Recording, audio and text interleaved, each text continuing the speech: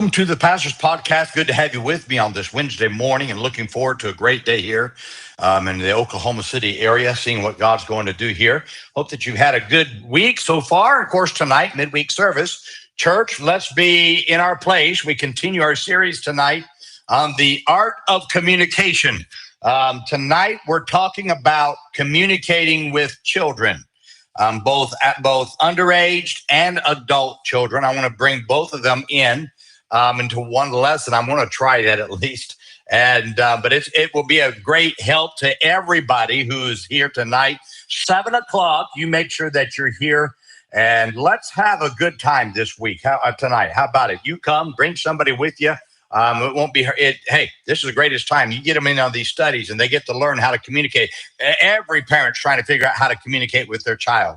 And this will be a great lesson. I'd encourage you to come, be a part of it. And we look forward to seeing you on this evening. Today, I want to talk to you about Genesis chapter 39 and verse 3. The scripture says, "And his master saw that the Lord was with him, and that the Lord made all that he did to prosper in his hand." Joseph had many great characteristics that we could talk about for a long time. He was a great man.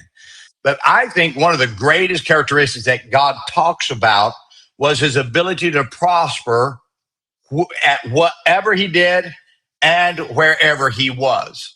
When he worked for his dad, he prospered. Now, it could have easily been said at this time that, well, he prospered because his dad favored him. And there would be a good argument with that. But history shows that he prospered because it was part of his character to prosper. When he was sold into slavery, whatever was given to him to care for, it prospered. When he was cast into prison, he prospered at his responsibilities that were given to him. Joseph's greatness would have never been realized had he not had the mindset to prosper. Now, there are two types of people in the Lord's work and in the workforce. There are those who prosper, and there are those who are losers.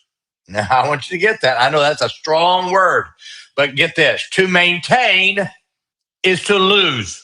So what many don't understand is that you don't grow to maintain, but maintaining is not prospering. So I am thrilled with churches that maintain a certain attendance because you have to grow to maintain. However, a church that maintains is not gaining ground for the Lord. The one thing that God looks for in his children is for them, he wants them to prosper. So the question is, if you're willing to pay, are you willing to pay the price to see that prosperity in what you're doing for the Lord? Now, let me give you several mindsets you have to have if you're going to be prosperous. First, prospering is a result of a mindset. So that it is a mindset. If you accept anything less than prospering, you will not prosper. To prosper means you are more valuable today than you was yesterday. So you have to put pressure on yourself to prosper. Nobody prospers who accepts mediocrity and maintaining.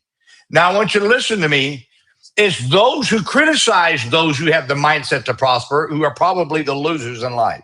You will find the losers of the soul winners.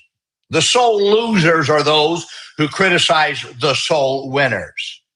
I am fed up with liberals, backslidden believers who claim to be good people but criticize soul winning. Shut up. Until you go start winning souls for Christ, you need to shut up. The only reason why you say you criticize people about their soul winning is because you're not doing it and you know it. Don't tell me that, well, all of this stuff. Listen to me. You listen to me. The fact is, there's a lot of guys out there that they try to show their intelligence about soul winning when they truly forsake all of the Bible and all of the illustrations of soul winners in the Bible. Prospering is a mindset. I want to prosper in this area of soul winning. Now, listen to me. If I'm going to call, I've got to have that mindset, and you've got to say, okay, I'm going to prosper in my work for the Lord, in my as a pastor at church, as I go soul winning, in my Sunday school class, in my bus ministry, whatever you do for God, prosper, even on the job. Second, excuses can never be entertained if you're going to prosper. So, an excuse is a crutch that keeps you from prospering at what you're doing for God. So, anytime you come up with an excuse, listen to me, you'll find your prospering stops.